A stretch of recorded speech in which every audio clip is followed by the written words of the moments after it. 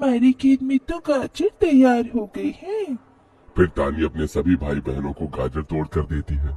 ये लो मेरी बहनों, गाजर खा लो। अपनी बेटियों को ठंड में ऐसे देख उस गरीब माँ का मन अपार दुख से भर जाता है। अपनी इस गरीब लाचार माँ को माफ कर देना बच्चों, तुम्हें ये ठंड भोगना पड़ रहा है। तभी एकदम से दिन का माहौल रात सा हो जाता है और तेजी से बर्फ गिरने लगती है। ओह, ओह, बाप रे बाप, एकदम से इतनी ठंड, ऐसे तो बिना घर के हम बच नहीं पाएंगे। तभी सरिता अपना आंचल उन पर उड़ाती है, मगर बच्चे थरथरा उठते हैं कि एकदम से गुड़िया कहती है, माँ, तानी दीदी, हम अपना घर बना सकते हैं। मगर कैसे बिटिया, हमारे पास पैसे भी तो नहीं।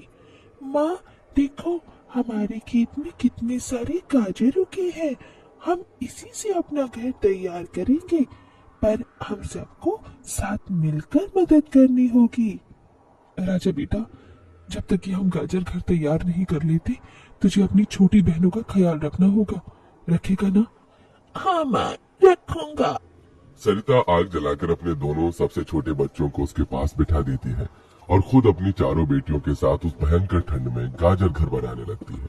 अंजू, सोनी, गुड़िया, तुम दोनों मुझे और तानी दीदी को गाजर तोड़ तोड़ कर दो, हम घर बनाते हैं। ठीक है माँ। गरीब माँ बेटियां मिलकर गाजर घर बनाती हैं, मगर घर एकदम से ढह जाता है, जिससे सरिता दुखी हो जाती है। कितनी मेहनत से ये गाजर घर बनाया था हमने, मगर सारी मेहनत बेकार चली गई। तभी चारों बेटियां रोते हुए गाकर अपनी माँ को हिम्मत देती है।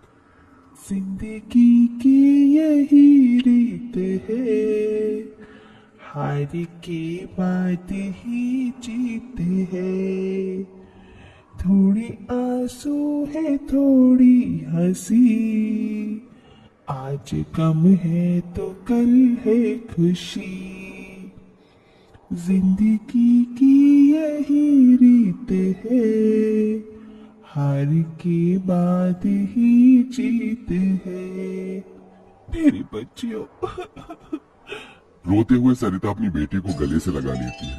वो फिर कोशिश करते हैं, कई बार उनका गाजर घर बिगड़ता है।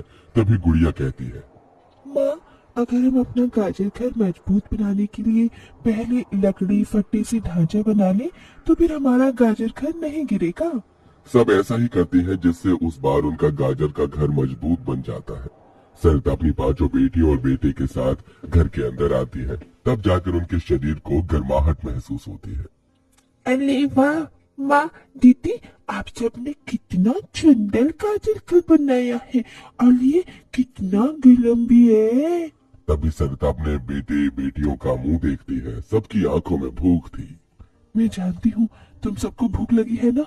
अपनी माँ को एक दिन दे दो, मैं कल काम ढूंढ लूंगी। ठीक है, आज हम ये गाजर खाकर सो लेंगे। आप भी खा लो ना माँ, आपने 2 दिन से कुछ नहीं खाया। सोनी अपने नन्हे हाथों से अपनी गरीब माँ को गाजर खिलाती है। अगले दिन सरिता ठंड में इधर से उधर काम ढूंढने भटकती रहती है, मगर कोई उसे काम नहीं देता।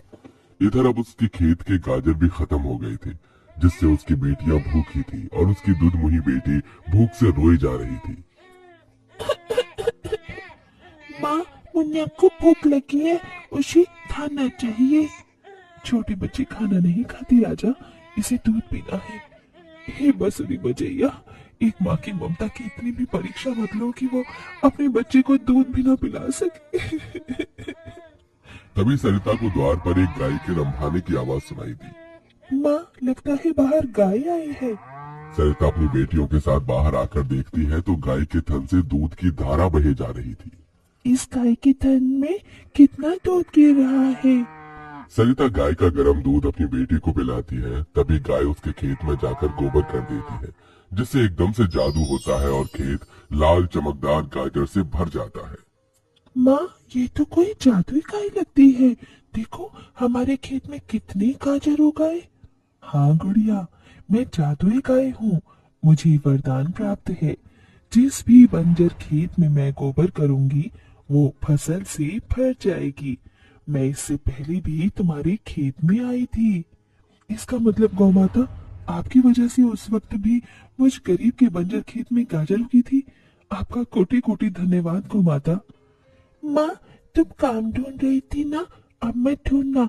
तुम तो कितना अच्छा गाजर का हलवा बनाती हो, और गाय के दूध से खोया, घी, दूध सब बनता है। तुम हलवा बनाकर बेचो। सरिता उस गाय के दूध से घी खोया तैयार कर लेती है और गाजर का हलवा बनाकर बेचने लगती है, जो कि लोगों को खाने में स्वादिष्ट लगता है। उसकी अच्छी कमाई होती है, जिससे उसकी आर्थिक स्थिति ठीक हो जाती है और वो गाय उसके गाजर घर के बाहर बंधे खेत के गाजर और घर दोनों की पहरेदारी दिया करती।